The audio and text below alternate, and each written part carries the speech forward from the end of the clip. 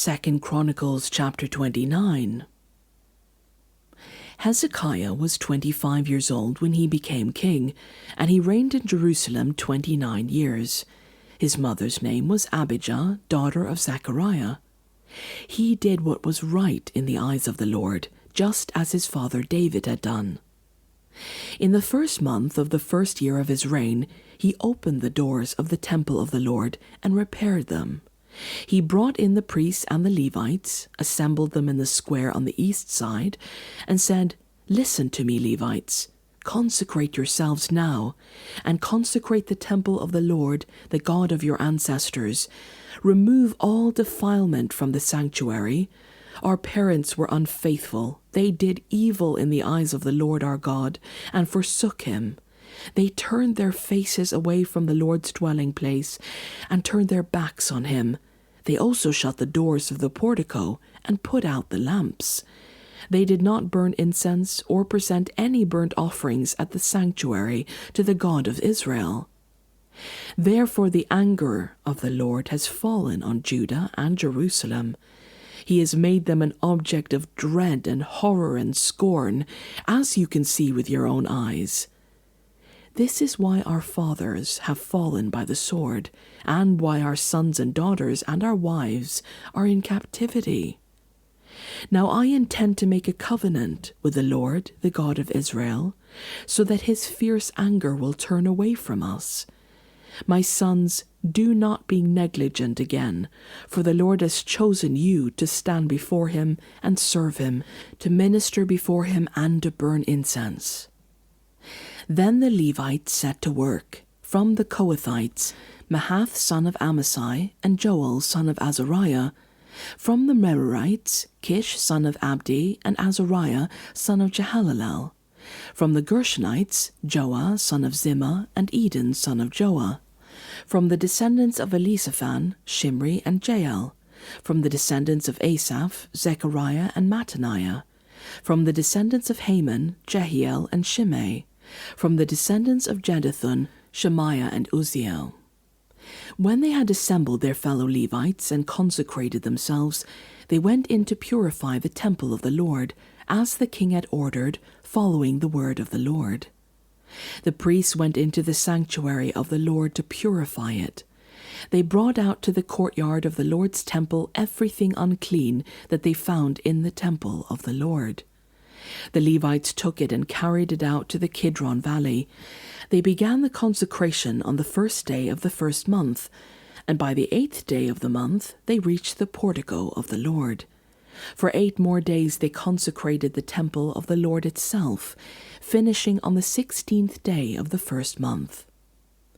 Then they went in to King Hezekiah and reported, "We have purified the entire temple of the Lord, the altar of burnt offering for all its utensils, and the table for setting out the consecrated bread with all its articles.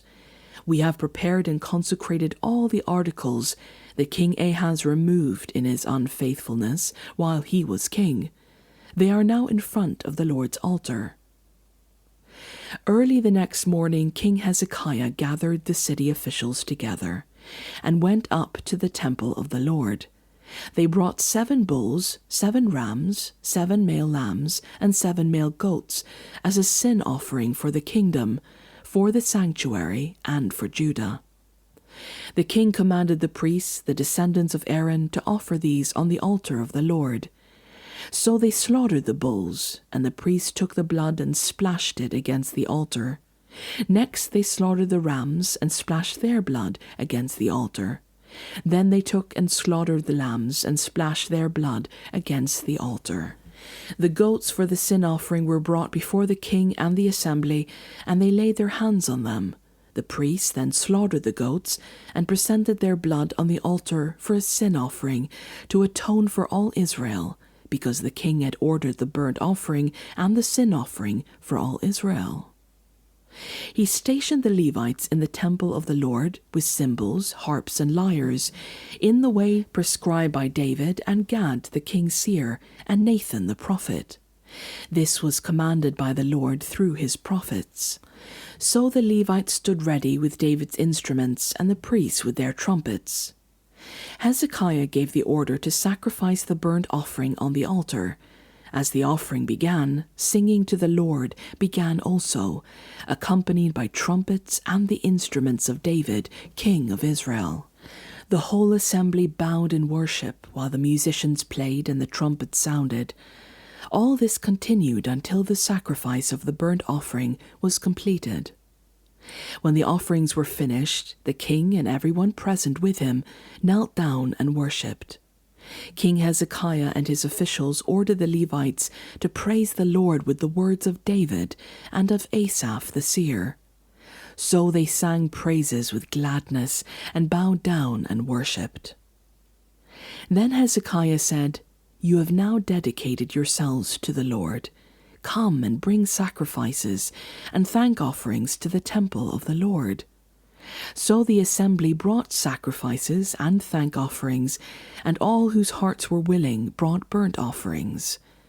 The number of burnt offerings the assembly brought was 70 bulls, 100 rams, and 200 male lambs, all of them for burnt offerings to the Lord. The animals consecrated as sacrifices amounted to 600 bulls and 3,000 sheep and goats. The priests, however, were too few to skin all the burnt offerings, so their relatives the Levites helped them until the task was finished, and until other priests had been consecrated, for the Levites had been more conscientious in consecrating themselves than the priests had been. There were burnt offerings in abundance, together with the fat of the fellowship offerings and the drink offerings that accompanied the burnt offerings. So the service of the temple of the Lord was re-established. Hezekiah and all the people rejoiced at what God had brought about for his people, because it was done so quickly.